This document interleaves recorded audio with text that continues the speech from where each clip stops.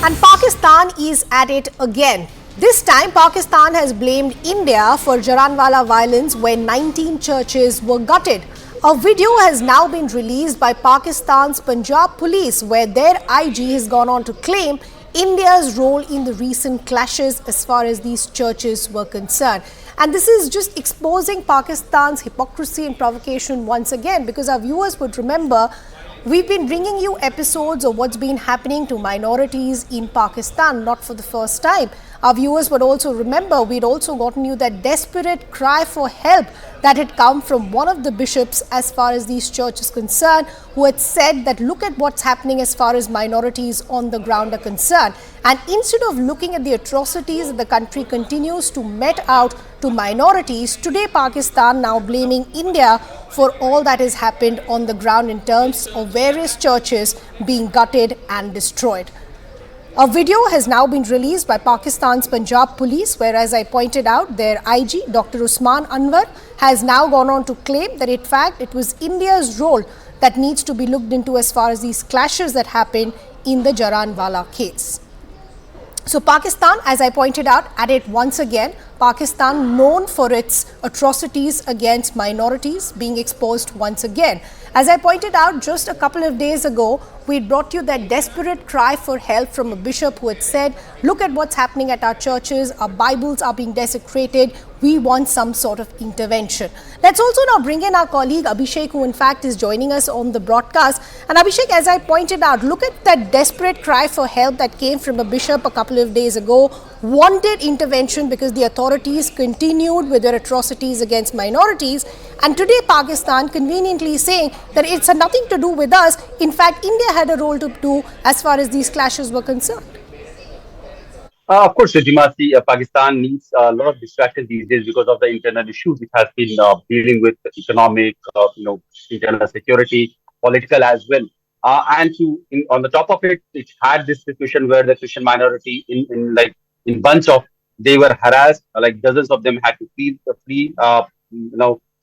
Dozens of homes were burned to ashes. Many churches were desecrated.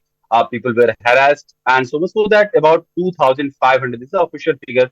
2,500 security personnel from the Pakistani, state agencies. They were deployed to protect the rights and the dignity of the Christian minority. So this is what the situation has been. Now, even if Pakistani government says that there has been a role of neighborhood, because the strangely situation started to flare up, during very small time of gap. There are international media which has also blamed that from the mosque, in Jaranwala, there were appeals for people to gather in large numbers and in a way to teach them a lesson for desecrating apparently religious textbook of Islam. So this is what had happened, and mosques were appealing and asking people to join in harassing the Christian minority, those who were living in that area. So it was nothing, brought from the outside to the Pakistani, and we know that Islamo, in the name of blasphemy laws, there has been multiple persecution or harassment of minorities in the past, also be it Hindu, Jains, or Sikhs. They are Christians, especially. So many we have seen how a Sri Lankan senior multinational company's manager, he was beaten and burned Yeah. alive on the charges of blasphemy. These are not the first case that has happened in Pakistan. So to try to distract its own domestic audience, the Yeah. police and administration are coming up with new theories. Yeah. Abhishek, just for better context of our viewers, could you just talk to our viewers about how many churches, for example, have been vandalized or desecrated, just so that we understand how large this entire case is? So about 2,500. Now it is being said, but then in those days it was reported that it was about 5,000 police personnel who were deputed there. About 500 to 600 Christians, they had to flee their homes. Dozen of places of worship of Christians, they were ransacked, they were burnt, and books, of course, holy books of Christian, they were also desecrated. So it was a mayhem.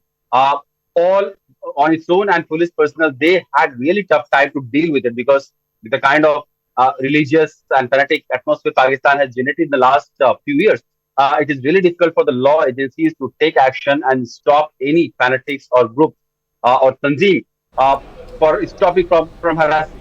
any person who is on the charges of blasphemy. Blasphemy is, remember, it's a very sanctum rule in Pakistan, and anybody and everybody uh, who is found to be involved in any sort of blasphemy, he has the harshest punishment to face. Despite international cry, despite human rights groups internationally calling these laws that they are being used to harass minorities, Pakistan government hasn't taken any action. And this was just last week that it was reported that there was Okay. some eve-teasing to some Christian girls, and after that, when the Christian minority group they protested Yeah. about the eve-teasing, a group of fanatics they charged on the Yeah. on the minority settlement.